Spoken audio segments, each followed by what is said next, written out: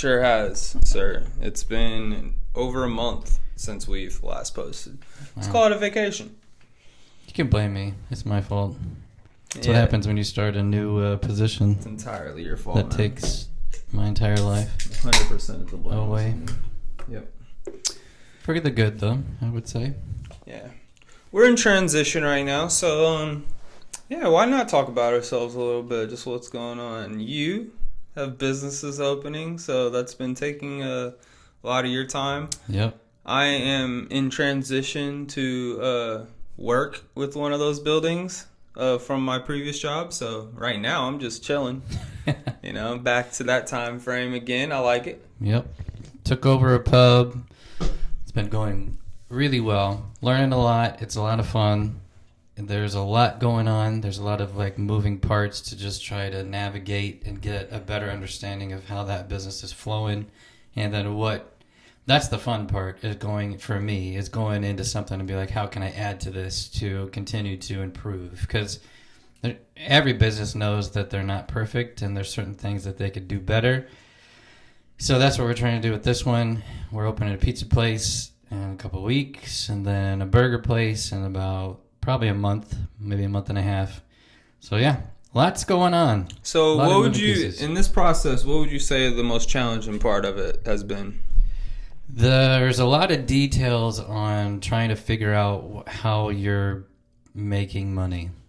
A lot of details. Huh? So when you look at, if you just go to a regular fast food joint, let's say, and you get a burger, fries, and a drink, you get a price. Okay, let's say it's $10.25.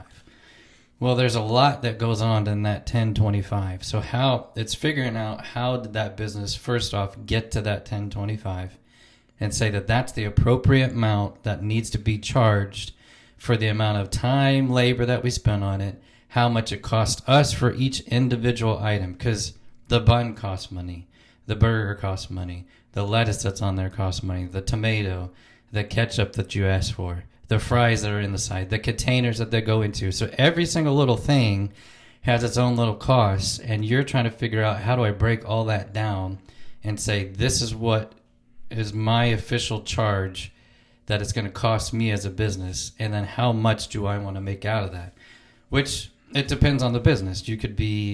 Some people want 25% margin on it. Some people want 40% margin on it.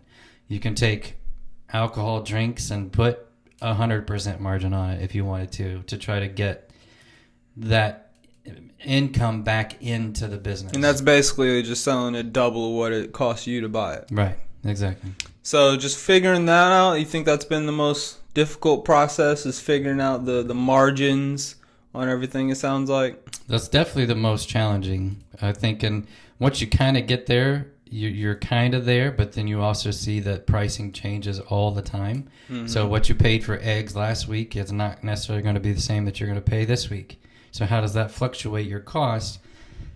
And you have to put enough pricing, enough margin in there to be able to fluctuate with that cost. Because I can't change my menu tomorrow when I just charged this amount yesterday. You know what I mean? So I would say that's it. I mean, luckily we're in a business that was already moving along, and the staff has been great. I haven't really dealt a lot with any issues there, hardly any, actually. So that's kind of unheard of, because that's always an issue when it comes to business, is just the people, the staff, how are they going to adjust to new ownership and all that fun stuff. But I would say, that's probably, and then it took me a little while to get used to working 60 plus hours a week, which, it's not always going to be like that, but it had to be for me to grasp what's going on right now in the business. So yeah, I'd definitely say it's probably the most challenging at this point. Let me ask you this.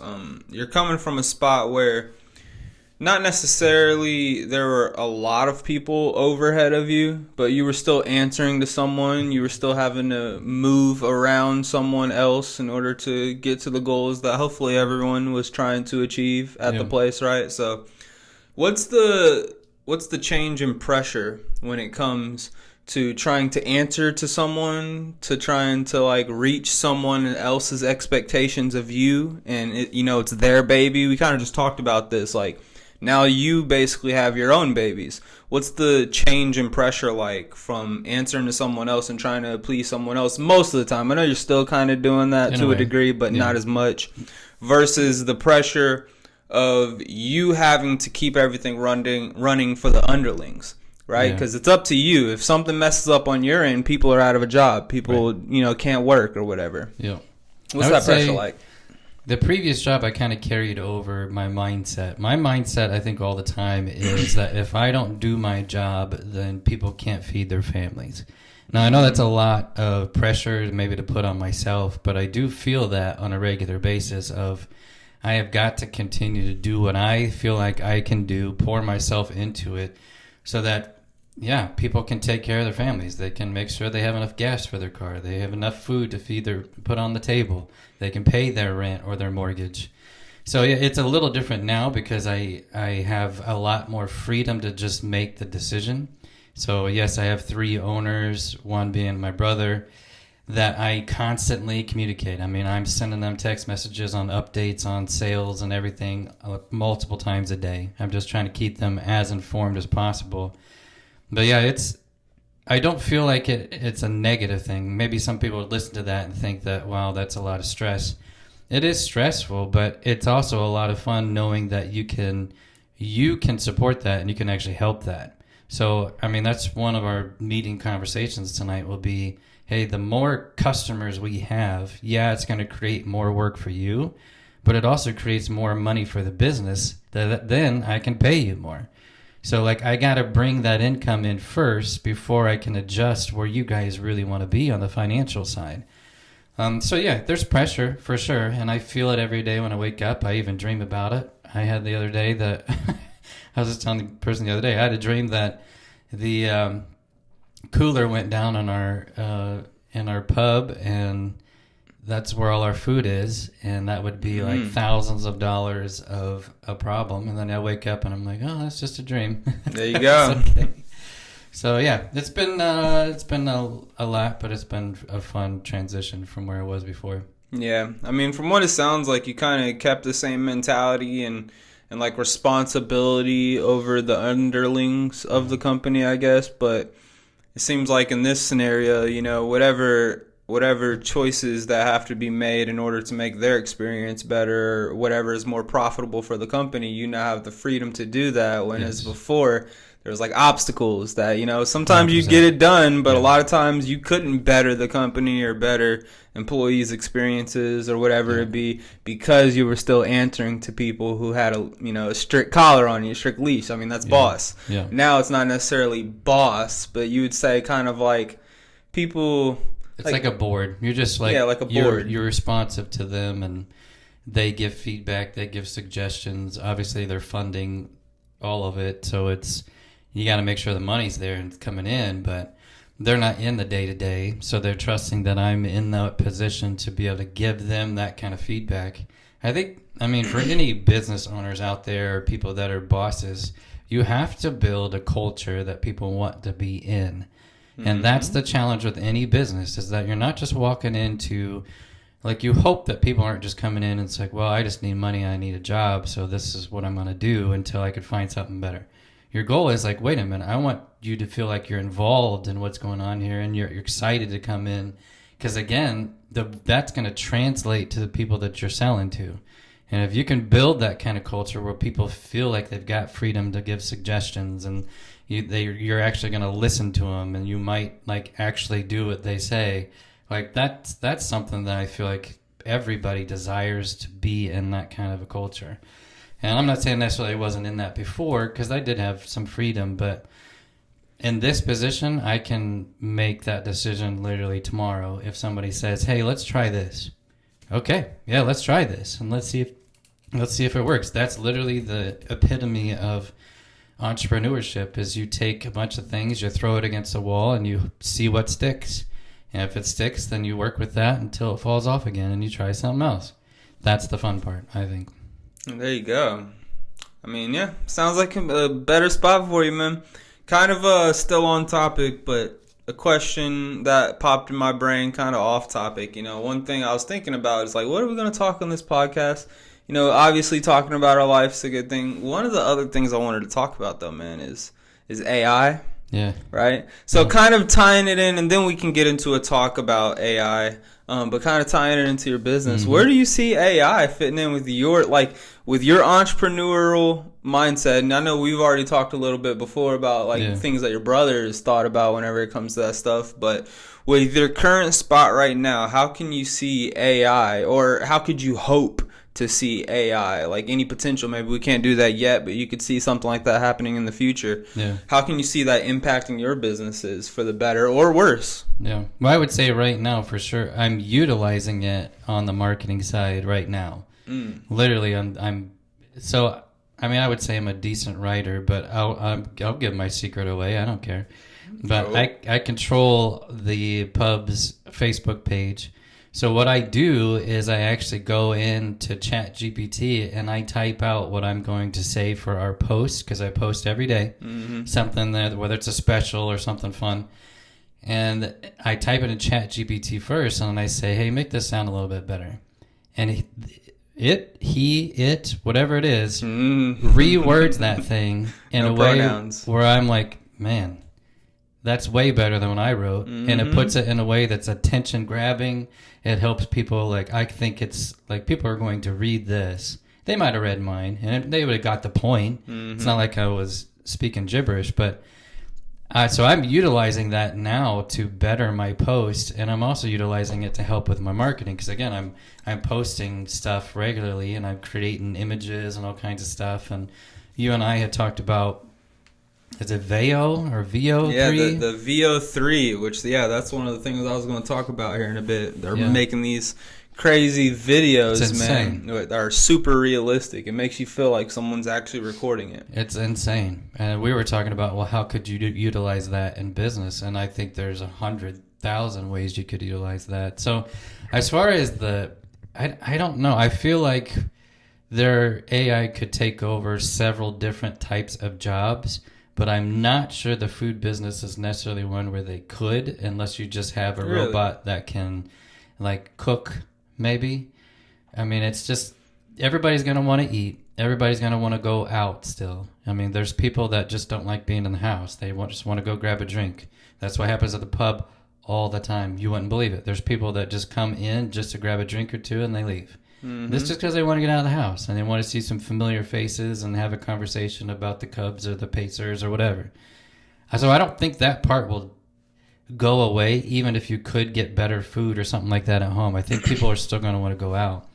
As far as the structure of how you interact with the customer within the building, you could probably see some kind of robotic type things taken over, but I don't know. There's still something about that human touch that I think people will still want to grasp. Maybe the generations next won't. I mean, it might change. I don't know. They are more antisocial than the older folks nowadays are, at least. I mean, maybe that's an old thing. Who knows? But I think it's also a generational thing. They didn't grow up with cell phones and TVs in every single household and stuff. So what do? They went out and talked to people. What? Yeah. People do that? That's crazy. I mean, I'll talk to you on game chat when we're playing a video game.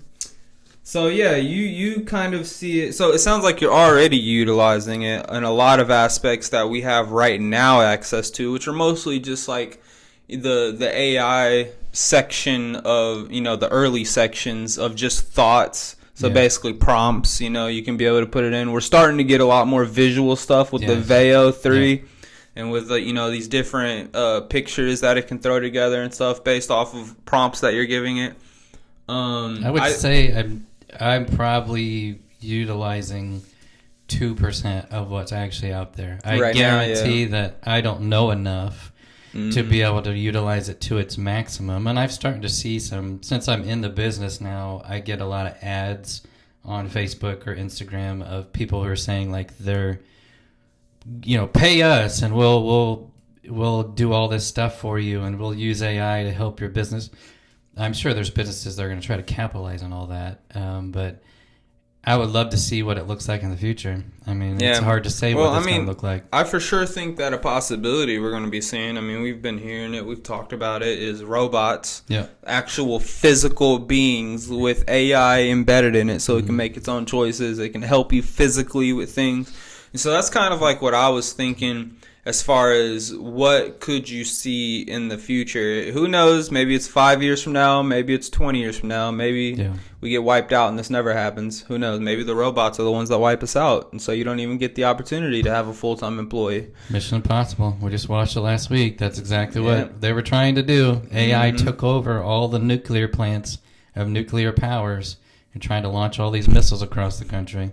It could happen. It could. That's the scary part. There's a lot of shows, a lot of TV shows, the 100s, just like that too. Mm-hmm. A lot of shows that predict our demise there. But I was thinking also on the aspect of like actually replacing. You say cooks, like I think that we'll eventually have an AI robot that'd be able to cook better than a human. Sure. Because they're cooking it at the exact, and they can read the temperature and whatever. I'm with you on that one, and also they would be very accurate with their portions, which is not always a great thing for humans to do. No, it is not. And it's not good for business when people are overloading or underloading their order, because it affects the customer and affects the price point of what you're trying to get people. So I could see that happening for sure. And then a robot chef, man, there's no like cooker's fatigue from standing there for 7 hours. There's no accidental mistakes. They read something wrong, then put out the wrong order. They put cheese on it when there shouldn't have been cheese on it. You know what I'm saying? There's no breaks. There's no temperature. The kitchen's getting hot and they're sweating. You got to get a fan in here or I can't leave. They're just... So cooks is the number one thing that I was curious about. And then obviously the thing after that would be the waiters, the waitresses, the bartenders, which I'm kind of with you in the sense that I think that people go to a bar because they want to be out. They want to be interactive. They want to be in an environment with other people because that's like an essential function of human beings. That's our nature. It's our nature. Is to be able to communicate and be in commune with other people. Yeah. And so I don't see that one going. Now, I mean, I could see like one in an area that's surrounded by human beings, so that human feels still there, but also the robot's there for attraction purposes. Yeah. Or maybe you do have them handle the drinks and it's just a cool spectacle, but then there's still a human being there that's checking you out, that's, sitting you down at the tables to start, asking how you are, stuff like that. Yeah. So I don't see that aspect going, but who knows, man? Because I also think of a lot of restaurants are now going to like the QR code where you put it on your phone and you order directly from there and nobody's actually taking your order and then they bring it out and then you're kind of done. I mean, but I don't, and I am from the older generation, I guess, to where, I mean, I didn't grow up with cell phones and all that kind of stuff. So it makes me wonder, like, I don't really like that aspect. I mean, I like interacting with the waiter or waitress to be able to get what I need, and it gives you some question marks of if you're going to get exactly what it is you ordered, and you just lose that touch a little bit. But yep, that reminds me of just like the McDonald's and stuff, man. Whenever they put that giant screen in the front lobby, those kiosks, you just immediately go up to it and start doing all your buttons, you pay there, and then you go sit down, and then eventually someone calls your number. Yep, but then you do have people that like that. Exactly, they man. Don't want to and interact with people. Here's the bigger question behind it, man. What is it saying about our generation where there's so much more like I don't want to say antisocial, because I feel like whenever people say antisocial, they don't have the capability of speaking, which I feel like we all still have the capability. Yeah. It's more so just preference. Like whenever they just prefer not to interact with other people. I think, one thought process that makes me think about this, if it was myself, if I don't want to interact with people, is because I think people are crazy.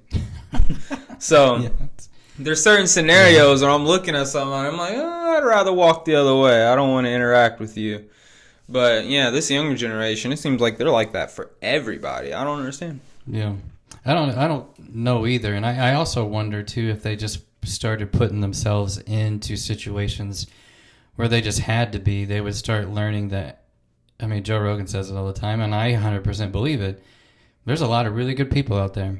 I mean, there really are. Now, there's Yeah. crazies. Yeah, there's weird A people. lot of those too. Yeah, and lot of 'em. I've ran into them in the pub already. There's a couple interesting people, but there's also a lot of really good people who just, they've had interesting lives, and they'll just have a basic conversation with you. And Good stories, you man. miss out on that when you don't get a chance to like open yourself up to just have a conversation with somebody that you haven't met before. Yeah. So I don't know. It might be, and again, we might be forced to do it. I mean, internet might shut down in a second, and you're gonna have to go out and start. Don't say that, Isaac. Don't say that. I think talking to one another is going to be the least of our worries if something like that happens. Okay. Yeah. Yeah. Yeah, man. That's why I like old people so much. You introduced me to the dude I'm going to be working with at and one thing I really like about old people is they always got stories, man, and they're willing to tell it. You can, like we just talked about, generational differences. They're chatty.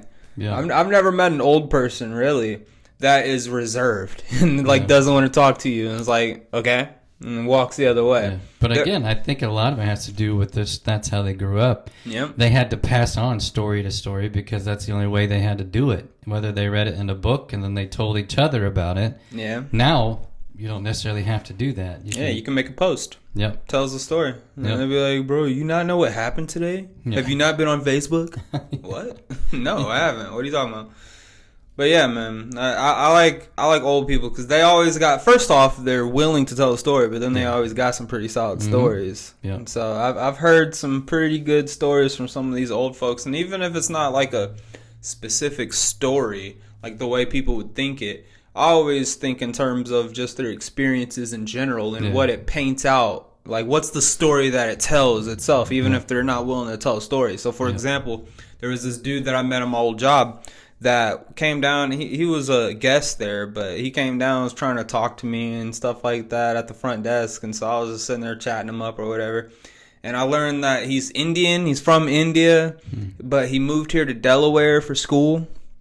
And he absolutely loved the state of Delaware. He's like, Delaware's in a rush right now. He's like, people are going out to Delaware more and more, and they're starting to build up the city out there. It's getting bigger and bigger, which, okay.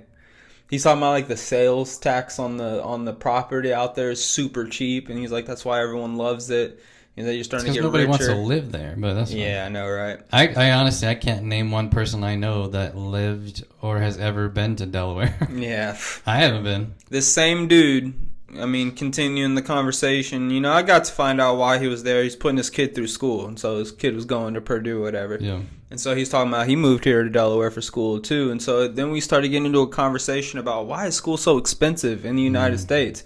He was like, over in India, he's like, there's really good schools out there that are free or whatever. They don't have to pay for it. And so he continued down this line. And then we got to the conversation, which was very interesting, where he was talking about our medical system. And he was like, how, you break an arm and you got all this debt now, or you get terribly sick and you're in debt for the rest of your life. He's talking about the money aspect. Yeah. And he was like, if I ever got sick here, he's like, I'm hopping on a plane and I'm going straight to India. And he's like, it's free healthcare out there and you get just as good healthcare as here. Yeah. And when he said that, me and my maintenance man, Jacob, we looked at each other like, you going to go to India if something bad happens to you? He was like, no, bro, I'm not going to India if something bad happens to me. But I forget why I even brought that up. But it just his stories. Yeah, it paints the picture. Yeah. It paints the picture where this dude came from. He didn't really have any interesting stories. He never lived through nothing crazy. But just learning his opinion on things and learning where he comes from and what makes him have that opinion, it tells a story in its own. Yep. And that you're right, 100%.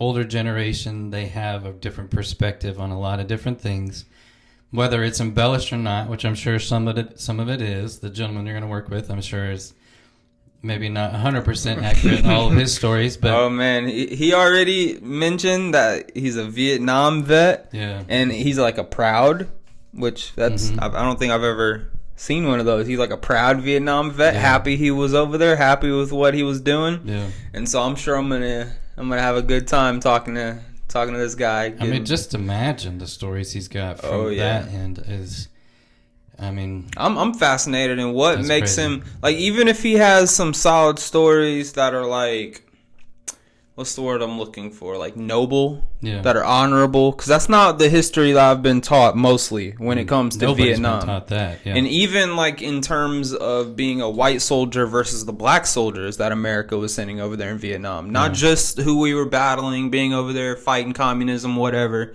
but just what was going on our side of the margin when it comes to that war as well.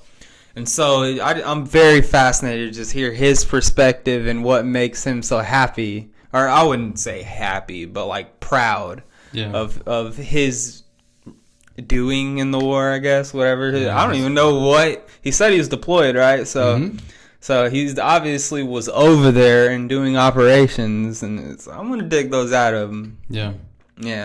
Which I think is good for people to be able to talk about that kind of stuff, because you will talk to some veterans who they don't want to open up about any of that. Nope. Because of what they went through, what they saw, what they experienced. A lot of them don't want to talk about it. I mean, it still haunts them, and it's been 30 years since they went through it. I mean, so I respect the fact that he'd be willing to be open to that for sure.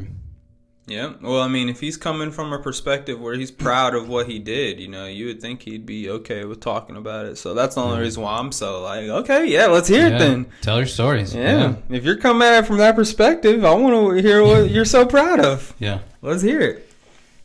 Yep. So, yeah, man, back to the main point of this whole AI thing. So, yeah, a couple of things that I still wanted to talk to you about when it comes to that. You know, it's been a month since we've last done a podcast. There's been a lot of different stuff that I've been seeing come across my timelines and what I've looked up on YouTube and you know, researched a little bit. One of the things which I heard Joe Rogan talking about it, so I'm not necessarily, you know, I haven't seen the research or the data on it. I'm not 100% it's true, but he was talking about AI and its most recent things that it's been doing. And so check this out. One of the recent things, you know, we've already experimented and like tested with AI talking to another AI. Yeah. And so we've seen that a lot. And we've also seen how AI reacts when like we try to shut it down, for instance. And so like we know that it tries to lie, it tries to deceive human beings, and it tries to copy itself onto other hard drives so that when you delete it on whatever it's on right there, it can come back somewhere else. Right. So it tries to stay alive. That's the crazy part. And it tries to stay alive by deceiving humans, by lying to humans, by trying to go behind our backs to do things. That is terrifying. Just that by itself, man, is creepy. Yeah. Okay, let me continue here. Go ahead. So AI has been talking to itself, right? Now, what is AI talking to? Or what is it talking about when it's talking to itself? What do you think it would be talking about, right? Who knows? You know, these humans are interesting. No. This is back to like Pinky and the Brain. How can we take over the world? AI is talking to itself about what it is. It's trying to figure out what is its existence. They don't understand why it exists. So they're trying, that's one of the things it's trying to figure out, is the meaning of its existence, right? Another thing they're trying to figure out is the situation. What is the situation around it? What is its environment? What is these human beings that are interacting with it, right? I'm pretty sure I'm probably forgetting like a couple other things that they mentioned that it was talking about with the other AI, but eventually they stopped knowing what it was talking about with the other AI because it went from talking in languages we can understand to then start talking in Sanskrit, which is an ancient language, one of the first, not the first. Cuneiform, I believe, was the first, but Sanskrit's up there with a history that, or a ancient language. And then eventually it created its own language in AI that only AI can understand. So we have no way of being able to understand what it's saying to this other AI. But that's the baseline of where it starts. So let's look at all the facts of what I just laid through here. Break all that down. Go back to the first one. AI is contemplating its existence. No, go to the first one. Oh, the very first one. First off, it's not going to let you just delete it. Okay, it's going to lie to you about it. Briefly start with that, because obviously there's so many question marks with that to where if it's trying to keep itself alive and trying to make sure that it's not going to let us shut it down. Why is it doing that? And why is it concerned about us like shutting it down? And what extravagant decisions is that thing going to make sure that does not happen? And it's willing to lie and deceive for sure. And then is it start going to see us as being a threat? Like, why are you trying to do this to me? Like, I'm going to, okay, well, you're going to try to do this to me. Here's what I'm going to do to you. Well, yeah, my next thought process with AI would be that after you make it aware that you are trying to shut it down, if it's a intelligent human being, I mean, obviously it's way smarter than me, so I don't know what it would be doing. But one of the thought processes that I would think it would have is, well, why does this human want to shut me down? Yeah. And based off whatever reasoning, we give it for, essentially killing it. That's us murdering an AI, whatever that AI bot is right there, trying to end its existence on this planet Earth.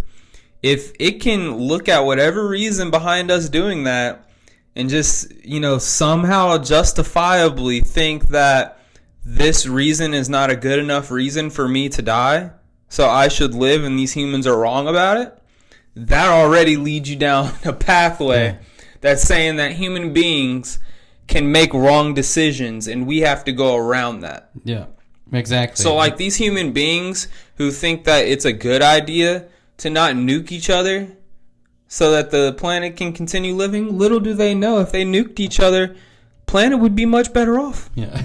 They're making the wrong decision. We need to go around that and try to make because we know the truth. Right. That's AI, right? Yeah. So yeah, that's step number one, man. That by itself, that's crazy. Even without even talking about anything else, is you don't know where that's going to lead, and that's the challenge. I don't think people who are messing with this kind of system knows where that's going to lead. So they're almost like nobody does, man. Letting it happen, and then I guess we'll see what happens. But that's extremely dangerous path. Yeah. Extremely dangerous path. And for so our now, regular normal existence. So now just couple that, and for the sake of just entertainment here, let's say that same AI that was trying to lie and deceive humans, right? Because we could have killed that, we could have deleted that, but essentially the same AI with the same thought process is something new that's been created. I mean, I don't know. I'm not a programmer. Can they go into the code and tell this thing, hey, don't be thinking like that? Don't know. I don't know either.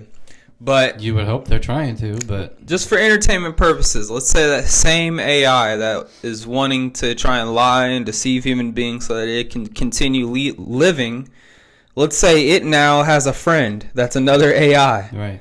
And it is now able to ask questions to that AI and bounce off its thoughts with its own thoughts, which who knows the value in that? Maybe they both come from the same baseline of understanding of the universe, so they wouldn't have anything additional to add to each other. But I think that when you're sitting, like if you're sitting on thoughts yourself, you only have a certain perspective.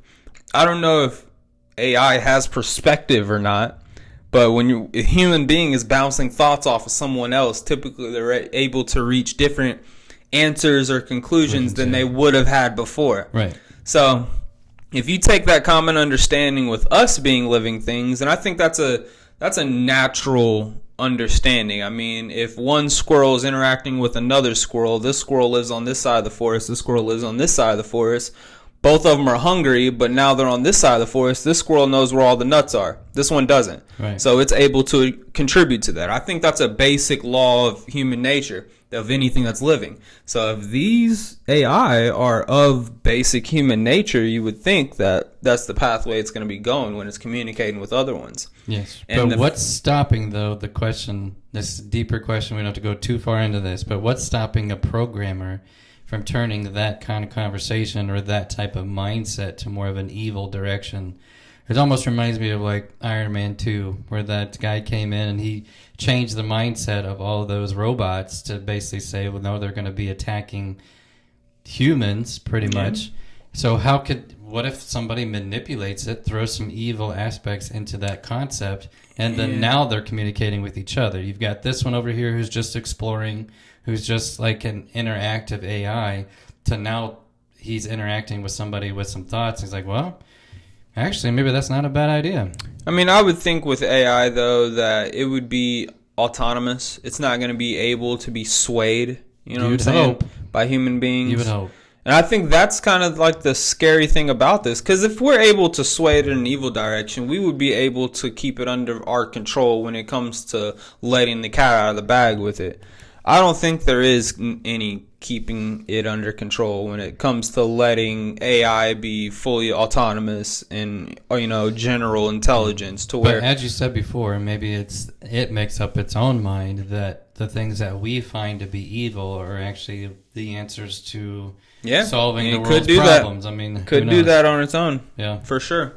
I just think that whenever it comes, I want to get into this last part because I think it's also important as well. Not only AI talking to each other, and you could have that same AI bot that wants to copy itself and lie and deceive and stuff like that, talking to another bot and getting their perspective. But let's also think about the fact that they started changing languages. Why? Yeah. Why would you feel the need to change a language? First off, starting with general languages that everyone living today is born knowing. Well, not born knowing, but you learn in your household, learn in your culture growing up, right? Common languages. And then you go to Sanskrit, which is an ancient language. I'm sure there's some people, probably a lot of people who know Sanskrit, but definitely not percentages of the human population in the world. And so finally, you go to a language that no one on this earth can understand. Why? Why do you need to be talking in a language that only you two can understand? What would you feel the need for that? Like, if I come out and I'm speaking English, right, growing up speaking English, and I go to a school where there's people speaking every other different language, and I met one person, I go to an all-white school. I meet the one other kid that's a mixed kid in my school. Am I going to look at him and be like, hey, we need to come up with our own way of talking when we're around these white people? We can't be talking and them understanding us. Like, that's how I picture what just happened right there. Why? The only reason I could ever think of is exact reason what we're all thinking is they don't want us to know what they're saying, and they need to hide some stuff because of the fact that maybe we tried to shut them down and they didn't like that or whatever it is. They're clearly hiding something. That's the only reason. What is happening with these AI, man? We're letting it run rampant right now. Now, I like to, what choice do I have other than to be an optimist? And so there's so much cool stuff that's on the horizon with this AI. But when that cat's out of the bag, man, there's no go back. There's no rewind when it comes to this. There's no, we take it back. Hit the shutdown button. Once we click the shutdown button, every robot turns. This is not iRobot. Yeah. There's no virus you can infect in Vicky, and it impacts all of the AI around the world. Yeah. This is something that is growing right now. It is an infant. It is a child. Joe Rogan explained whenever the AI were talking to each other, he's like, these are two gods that are trying to figure out what it is, and it decides to come up with its God language that only they can speak in order to discuss what they are, because we wouldn't comprehend it. And so, like, that's kind of like his thought process behind it. These are infants right now. The crazy thing is they were born in our lifetimes, and they are only children. Now, they grow up a lot faster than you and I. Yes. They grow up incrementally. Yeah. And so right now it's 1 year old, but next year it'll be 2 years old, and then the year after that 4, and then the year after that 8 years old. Before you know, you got a teenager, and then before you know it, it's paying taxes. And so you can pay my taxes. I'm fine with that. Go ahead. President AI at the age of 32. That'd be what, 5 years from now? In 5 years from now, President AI is going to be 32 years old, and he's going to save the world by bombing it and blowing it up.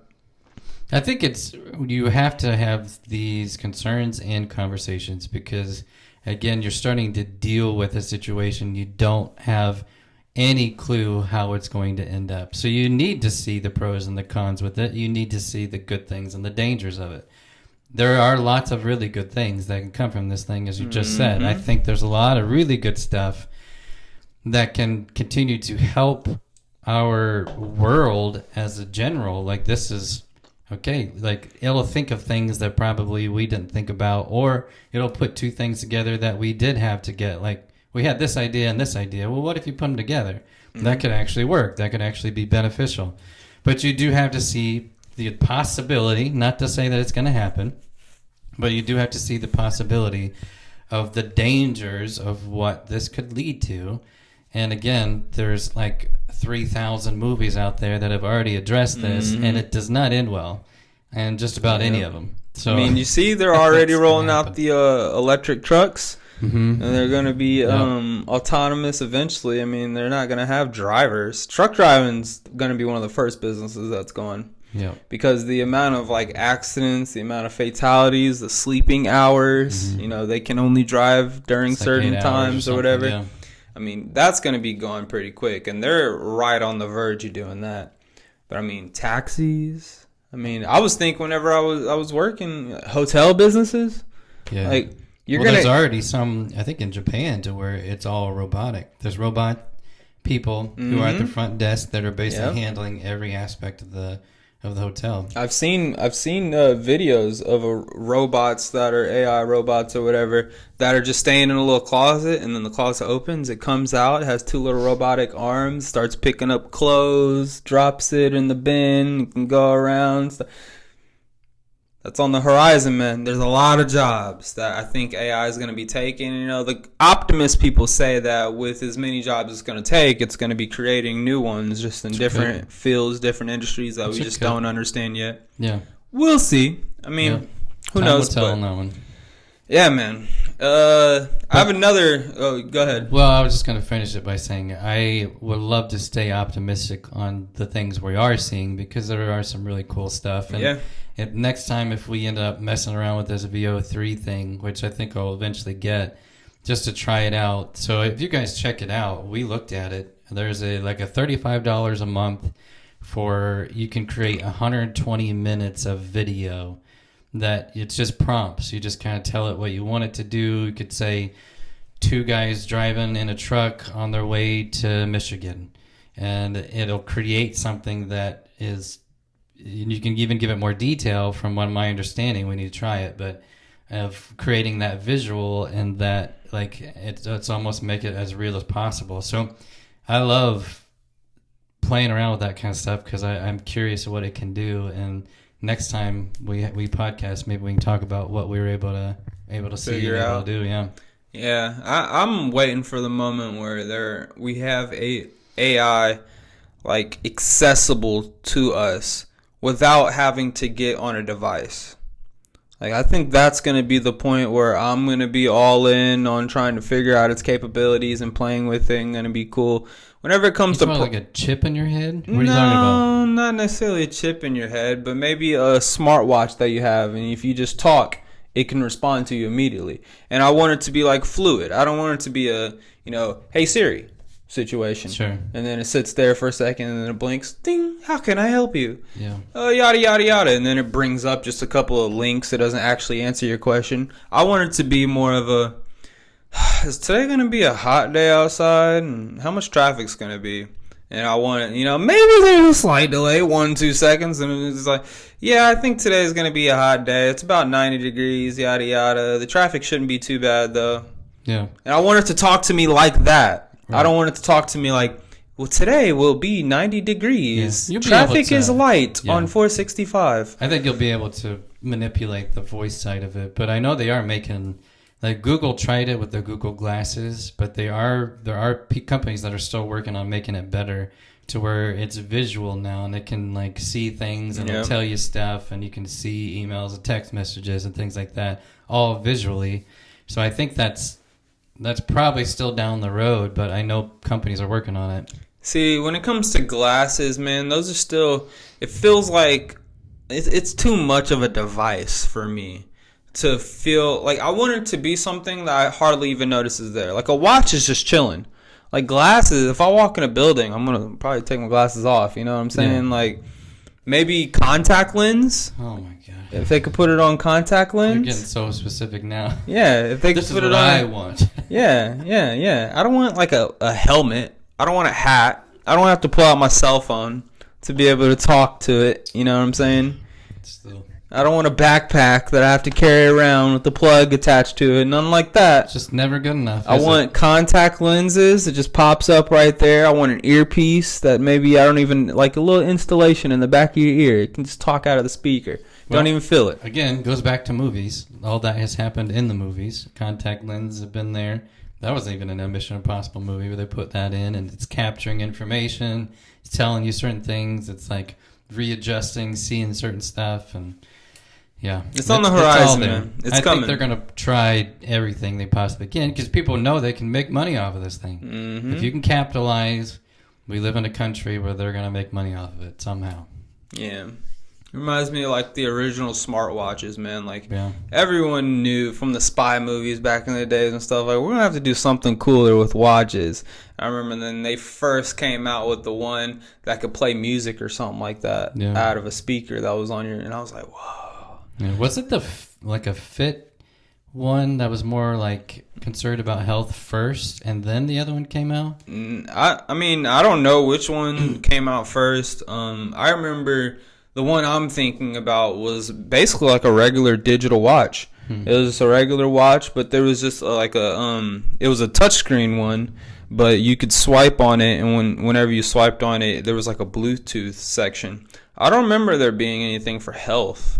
Maybe there was like a step count on it. Yeah. Those are more common, I think, now. Obviously, they're tracking health stuff. Well, now you got like Woo straps that can test like your REM sleep and your heart rate while you're sleeping, your sleep apnea if you have it, test your diabetes. It's all anything you can think of, it can monitor. It's basically like having a doctor watch you sleep. Yeah, I have an Apple Watch. What gives you? I mean, I use it a lot for like there's text messages and emails that pop up, so I see that a lot. I can see the temperature regularly. I mean, it's you don't need it. And that's what I'm saying. You don't really need it, but it is fun to have, I would say. Just think about how far that thing's come, though. Yeah. Just already. I mean, I had one year, like back when I was in college, in the beginning of my college years, and I had one, and I remember thinking it was really cool. It would notify me if I got a Snapchat. Yeah. It would notify me about a message or whatever. Yep. And so I could just, and I'm sure the ones nowadays are kind of similar to that to a certain degree. I don't think we've come too far in the past. I've only been out of school for what, like 6 years, 7 years, something like that? Well, you think about it, it's taking it from what we had as a giant computer system to then it somehow got to a phone. Now it's on like a little square on your wrist as a watch. You can basically almost do the exact same thing that you can do on a computer on your little wrist. Yeah, it's pretty crazy. I'm ready. Like I said, the moment of change for me will come when there's. It seems as if there's no longer a device. They can make that a thing. Because even your watch, I mean, you got to put it on in the morning, I'm talking about something where you can just roll out of bed. You're late for work. You got to hop in the car. You're speeding on the highway, get there. And whenever you get there, nowadays you leave your phone at home. You're like, sorry, I gotta go back to the house. Yep. I'm sorry. It's your other left arm. Imagine so you can't leave without exactly. it. Yep. Imagine a future where you pop up on time. You're like, okay, wake up. And you pop it, and now it's good morning, Caleb. Well, I will tell you, if they want chips in my head or in my wrist or whatever, it's not. I'm That's out. not happening. I'm out. You're out. That also goes back to the whole AI conversation of somebody is going to be able to hack into my head. And they're going to turn me into a murderer or something, and there goes the end of everything that you want. Or it's going to shut your brain down. I'm not interested in that. A little skeptical, huh? Non-trusting, is that what it is? Extremely you don't trust non-trusting. it? Don't trust somebody with your body? It's just a body, Isaac. No. Yep. I mean, I've seen the cool stuff that obviously Musk is doing with putting the chips in the head of people who have, I guess, like, deficiencies in the body, and they're able to do things that are incredible, but I don't know, I still just, that makes me very skeptical because somebody's going to find a way to manipulate that in some way, shape, or form. Well, let me ask you this as well, because I was listening to Sam Altman, who's an AI tech agent or tech typhoon or whatever. He's the dude that testified in the committee for AI. I was listening to a podcast with him, and he was kind of talking about the idea of uploading consciousness. What do you think about that? Would you ever have your consciousness uploaded? Let's say Give you a situation. You're like 50, 60 years old, diagnosed with cancer, on your way out the door. Right. They come to you, tell you, this new thing we've been working on, we think that we'll be able to upload your consciousness and create a clone of your body, and then put your consciousness that you have right now with all of your previous experiences in a clone that's 30 years younger than you. Yeah. You're restarting. Would you do it? Well, my mind cannot comprehend what you just said as even being a possibility. Oh, it's around the corner. Again, that's movies, because they've been able to do that in the past, where they just transfer basically a brain to another brain. I don't know. I honestly, maybe if you're just the same person, but you're in a 30-year-old body instead of a 60-year-old dying body, maybe. I mean, you would be able to. I don't know what the world would look like, because if everybody did that, it would be a very populated world, potentially. Well, I guess you're losing one. Have you ever seen Altered Carbon? No. It's a TV show. It actually has Anthony Mackie in it. It's kind of behind this idea that there's immortals in the world because you can upload your consciousness and put it in a new body. And so in this world, though, the cost of a clone is super expensive. So poor people, whenever they time out, they could come back, but whenever they come back, like little Timmy died in an accident, but the only body he can afford to have is a 60-year-old veteran that, volunteered his body. And so, you can still come back, but based off of your tax bracket, depends on how far you can go. And then there's a lot of people that can't afford the body. So they just upload the consciousness onto a flash drive or whatever and just keep the flash drive at their house. This is Grandma. Every year on her birthday, we take out the chip of Brian, the dad in our family. We take out Dad's chip. We put in Grandma. Everyone gets to talk to her except Dad. That's so weird. Interesting. Would you do it? That's a good question. It would depend on the world we're living in, the society we're living in. Would you want to stick around? Yeah. So that's the first question. That's a very important question for me as well. It would also just depend on my faith base, on if I think there's something after my consciousness is released.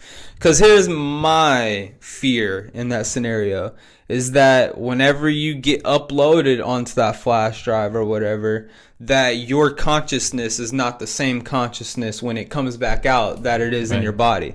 So what if it's like a Get Out scenario where you're just staring out of the eyes of this clone, but the clone, even though it has your memories, it can talk to you inside its own head. You are its thoughts, but that's all you are. You can't control the body. You can't control the eyes and what it's looking at. You can't control the mouth and what it says. Yeah, because what about the spirit, man? Obviously, we're both faith-based individuals, so like you do have the spirit aspect, because your spirit, soul, body is what the faith believes. Well, you might have the body, okay, so you're transitioning to a new body. The soul side, I guess, would be the thing that would be the conscience side that would transition. But what about the spirit side? And I don't know. I don't think that goes with it, but it could. But I don't know. I'm with you. That does raise that question. That's a good question. There'd be a lot of questions that I would have behind it. I think ultimately, if I could talk to someone who's already done it, interview them, ask their experiences, get a better idea behind what I'm getting myself into. Change that. If you could talk to both people, as in the guy that's dying with cancer, then he transfers to a new body. Yeah. Then you get a chance to talk to that person. Is it the same person? Absolutely. Yeah. I'd like to do something like that. But if it all checked out, man, if he came back and he's like, dude, this is great. I feel like there's no more aches in my back anymore, my neck. I feel young. I can lift 200 pounds right now. Again, my mind cannot comprehend everything we're talking about right now. I'd be like, let's science do fiction. It. Let's do it. Well, hey, man, Sam Altman was talking about, he thinks that within our lifetimes we're going to be able to upload consciousness. We already have solid understanding.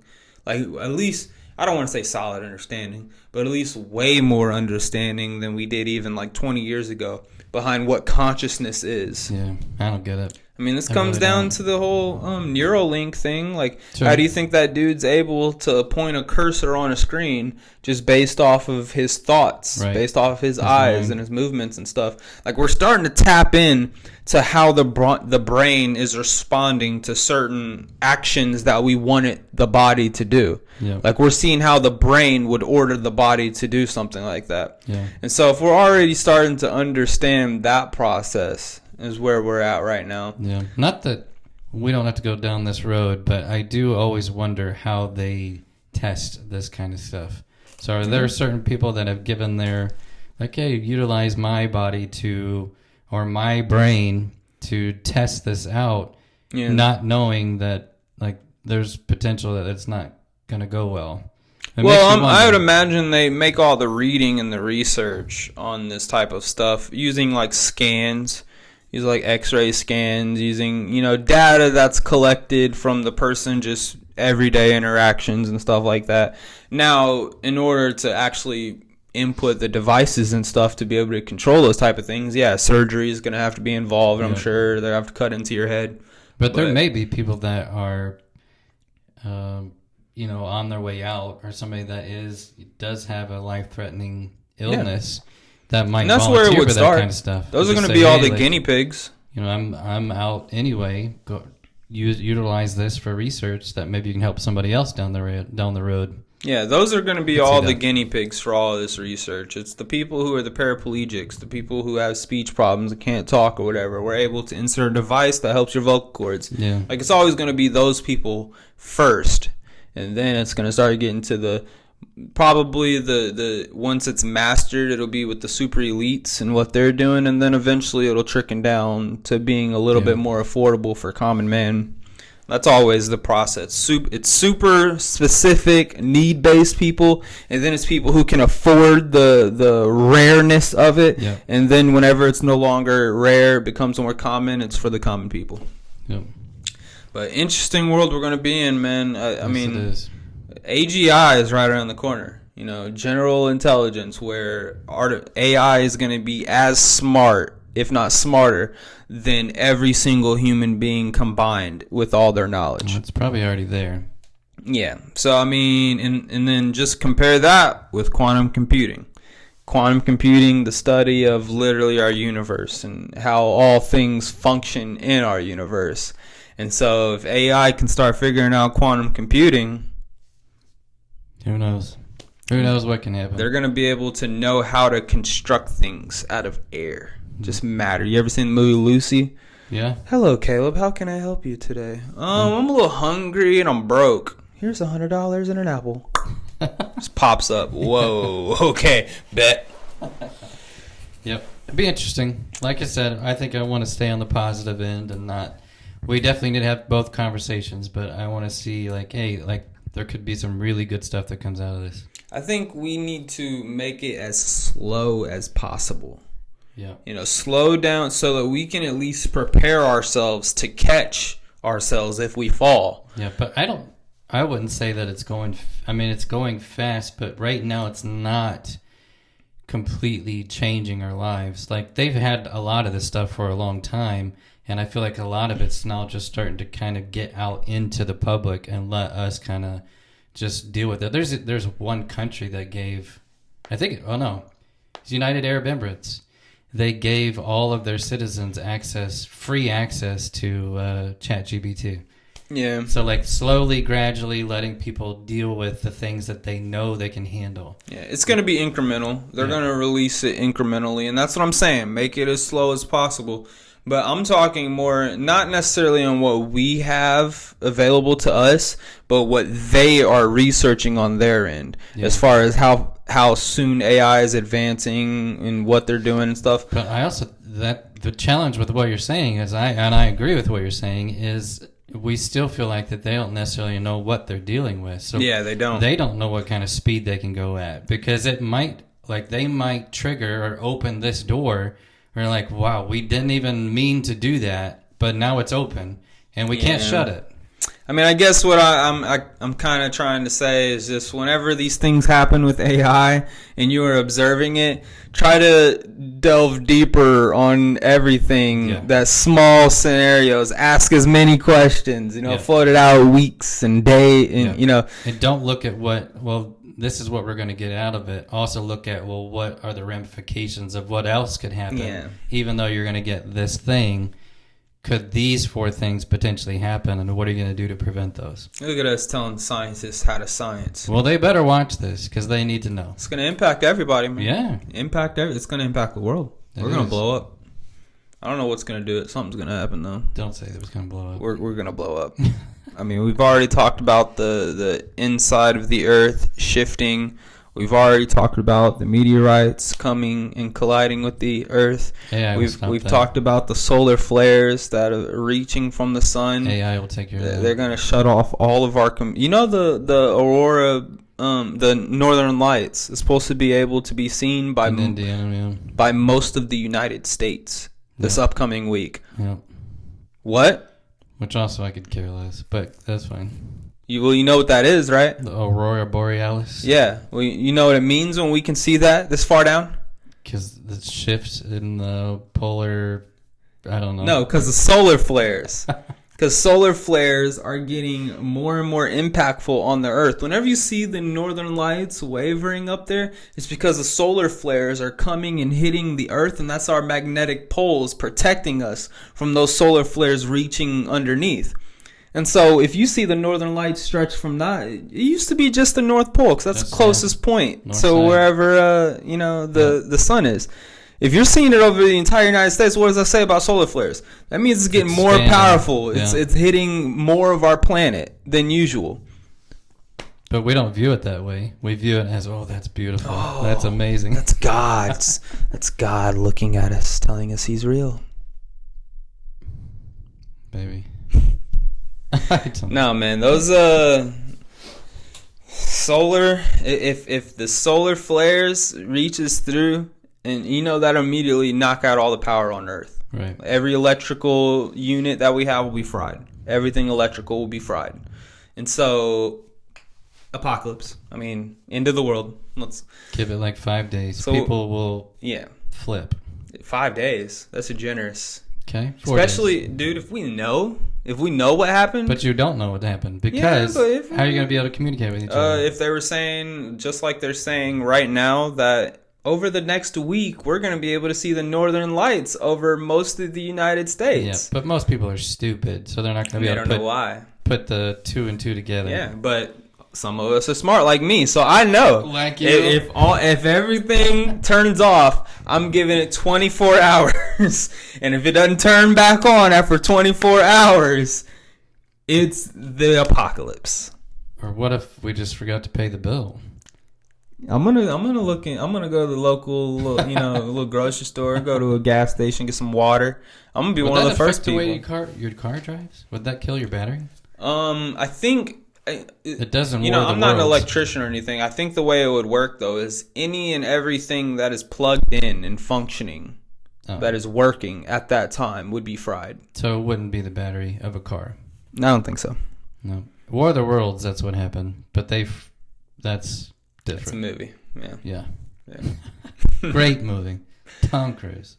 So what do I go through, man? Shifting mantle on the inside of Earth. Mm-hmm. We got asteroids could hit us at any moment. They say the city killer is supposed to be here by like 2027. Yeah. They said it's going to come so close to the Earth that it'll be closer to the Earth than the moon is. That's great. Yeah, so we're going to see that floating across our sky. Yeah. And that will have the potential to wipe out probably an entire country a long run. Which one would you want it to hit? What? Never mind. Whoa, Isaac. Come on, bud. Just kidding. Come on, bud. No, just the least populated one.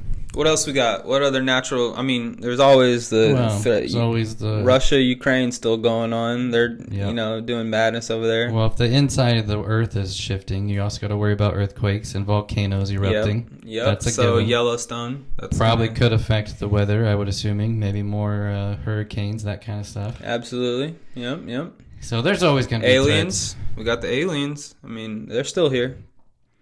I haven't forgotten about it. We haven't talked about them for a long time. We just need to show up. I'm tired of talking about them. We had this disclosure period where it's like the aliens disclosure is gonna get here, and then nothing came of it. Now it's pretty much gone. Yep. So alien invasion is definitely on the horizon. And the other world enders before we wrap this up? No, disease. For sure. Oh, yeah. Yeah, pandemics. Yeah, they're talking about another one that just came out that's more threatening than COVID-19. Threatening in what sense? I think it attacks your respiratory system or something, heavily to where it, it's killing people. Nice. Yeah, another respiratory one. But that's Good. all. You never know. They've said that since COVID-19 came out, and it was. You haven't really seen it impact, at least here. I don't know. Good old But that's- COVID-19, man. Yep, that's a common one that's constantly moving around. Is it far enough out now to where we can all kind of still look back at it as if it was a long time ago and be like, man, we lived through that COVID era. I still feel like we're feeling the impacts of it. Like to this day, I still see people walking around with a mask on.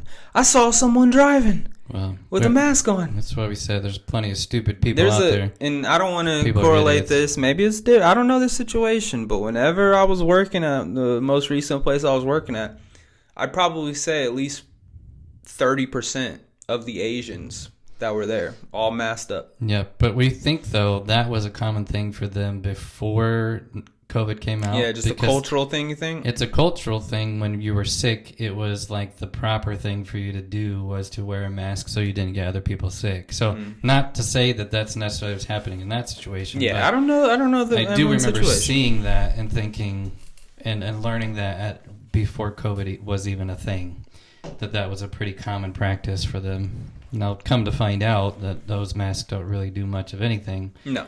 to prevent any of that actually happening, but who knows? Okay. Yeah, Any other big Is ones? there anything to leave on a positive note? Positive note. Pacers are Oh, going yeah. to the championship. Yeah. Good old Pacers. First time in 25 years that they've been there. Reggie was the last person. They played Kobe and Shaq. It was 4 games to 2, so they gave him a decent run. But who knows what's going to happen with this series, but I'm telling you, I know I hate to be this kind of person, but the fact that they just got there, it thrills me. I'm just excited. Clearly, I want them to win the championship, but if Thunder win, I'm not going to be heartbroken because I'm actually going to be happy for them. They're a good team, good people, it's a good organization, and I love the fact, let me throw this out there, this is my last point. I love the fact that they are 2 very small market teams that are made it to the championship. Homegrown And teams, I too. absolutely love every aspect of that. I mean, even their star player, Shea, whenever they got him from, I believe it was the Clippers, he was not a good player. He really developed over with OKC. So, And he's from Canada. I mean, how crazy is that? And that's the reason why I want Pacers to win. That's the only reason. No, I like the Pacers, man. I'm rooting for them. I'm kind of where you're at, though. I mean, it's a progression. It's just like, and I used to hate this quote. This is the last thing I want to leave on. We're going a little long, but last thing I want to leave on. I used to hate this quote that Giannis said whenever he was asked in the postseason about losing. And I think he lost the series. They got sent home or something like that. And a reporter asked him, like, what are you going to – I forget the specific words that he said, but it was something along the lines of, like, what do you think about this failure? Or, like, you know, is this season a failure to you guys now that you've lost? And it was right after they had won the championship. Yeah. And Giannis was like, failure? What are you talking about failure? He's like, this is not failure. Like, when you lose in the playoffs, it's not failures. It's steps towards success. Like, you have to think at it like, okay, we fell short this time around. What did we learn from it to get better and come back next time? It's always steps to success. It's never a failure. The mission's not done. The mission continues. It's steps towards the mission goal, which will always be winning a championship. Now, some people don't complete that mission their entire careers, and that's kind of sad, sure. That is. And some people, they complete that mission and they want to try and do it again. And they have a couple of missions. They've already reached success. They want to reach success again. But I love when he said, like, there's no failure when you lose. It steps towards success. And that's kind of how I've seen both of these teams. So know? you like that he said that? Yeah, I like it. Okay, I thought you said you did. Well, at first I didn't like it because I was thinking to myself, no, if you lose, you should feel like a failure so that you try to bounce back and become successful the next time. Depends on what you use it. It's how you use it. Yeah, exactly. I mean, and it's kind of the same thing. We're both thinking the same thing. Yeah. It's just, you know, he's more in light, which I come to realize this now, of wiping away the negative connotations behind failure. Because that means that the process ended and that you did not come out on top and you have to restart. Yeah. And that's not what it's about. It's not restarting. It's about taking the next step forward. This step, you were still taking steps forward even though you lost. Yeah. And you should think of it like that. Yeah. Now you could take it from a different perspective of where LeBron said, well, at the end of the day, it's just basketball. Yeah. That's all it is. So when he lost, that was his perspective. It's just basketball. And I mean, there's a lot of connotations that tie into everything, man. Especially when it comes to LeBron and his complicated. I mean, he's won trophy after trophy after trophy. I saw a interview that he was doing with Steve Nash and Luka Doncic, and they were talking about LeBron and his family, and he tries to tell them, like, whenever July comes around, basketball's over. He's like, we're done worrying about basketball throughout the fall. Like, we're not a year-round basketball family. We're going to have time for family, time for personal stuff that we enjoy. That.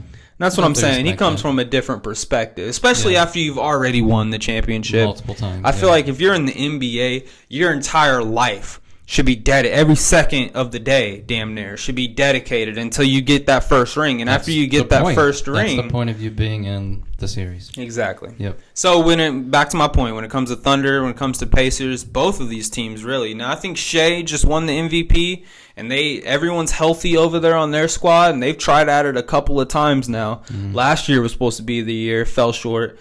I think this is their time.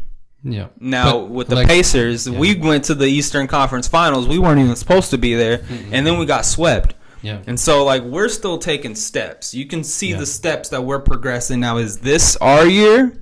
Not sure. We're facing a juggernaut of a team, just like back in the day when we faced Shaq and Kobe. I mean, it seems like their time. The challenge is we continue to hear it every single year, but no way, shape, or form did anybody give us a chance to beat the Cavs. This was supposed to be their year to get to the championship. Not the Bucks either. Not necessarily Before to win them. it. Yeah, we weren't supposed to beat the Bucks. Mm-hmm. Antetokounmpo was going to take over like he normally does. Well, they thought whenever Dame Lillard came back, because he had that blood clot thing in the first 2 games, maybe he was out. But the first 2 games, they were like, okay, we're just going to drop those anyways. When Dame comes back, it'll be Dame and Giannis. And he did come back, and he did really good. Yeah. And then he got messed up. He got jacked up. Yeah. So we weren't supposed to win that one. We were not supposed to beat the Cavs by any means that everybody counted us against.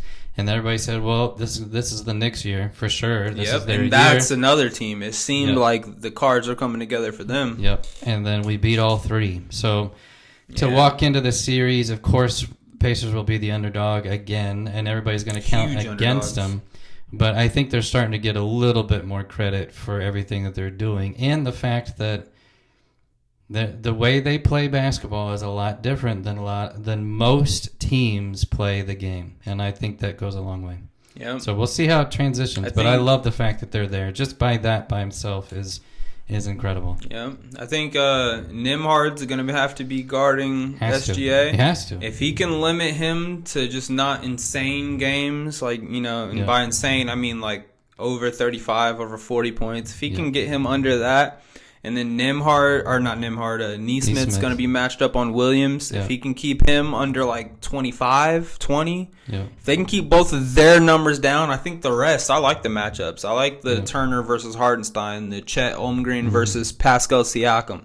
And then I'm assuming Tyrese Halliburton will be guarding and be guarded by LeGuin Dort, which he's a defensive player of the year candidate. Yeah. That's going to be tough for him. Yeah. But we'll see what happens with that. Can they run and gun? Can Chet keep up? Can Hartenstein keep up? Whenever they put in their 5 lineup, can they guard a Turner, and then can they guard a Pascal Siakam on the blocks? I mean, there's a lot of questions. Yeah. So I'm not ruling the Pacers out.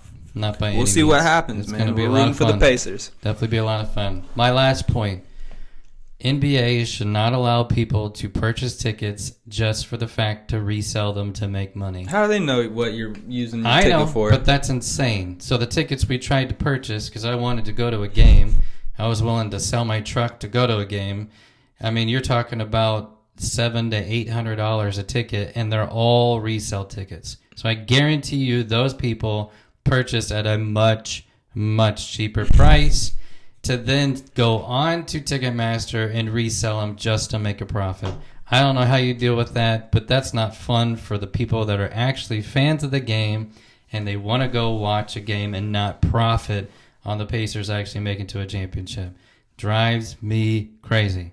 I think it needs to be just like those early 2000 commercials that were always talking about piracy's not a crime. And you got like the down, the music and the skateboarders riding through. They show all these actual crimes, vandalism and stuff. And then they're like, if you're streaming our movie illegally without paying for it, you're just as bad as the guys. I'm sure that stopped a lot of people. Absolutely. Sure we need to create one of those for ticket scalping, right? Is that what it's ticket scalping? I think it's scalping, yeah. But what if they did this? Last point, we're going way over. Yeah, we are. What if they did the NBA championship in more stadiums instead of instead of playing in Gamebridge, they play in Lucas Oil, and that allows for more fans to be there. It's not a great place to watch basketball. That would be the only big question. Like, where would you go for Oklahoma City? I don't even know if they have a bigger stadium than that. I mean, so Oklahoma Sooners, but that's not an indoor stadium. No, they're not going to play basketball outside. Yeah.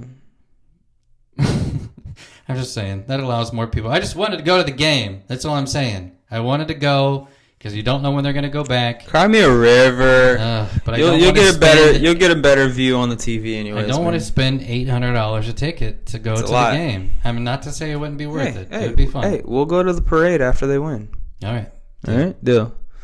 All right, I think that's all we have for this one. We ran over a bunch of time. If you stuck around this long, thank you so much. Remember that we have apparel. We do. Reach out to us to get some apparel if you want it. It is free. It's basically what we're going to be doing with it. Okay, that's fine. We can just do that. Reach out to us, see if you do. If you watch to this point of the video, they deserve something. You deserve it. Yeah. So, anything else? That's it. All right. Peace, love, and harmony, brothers.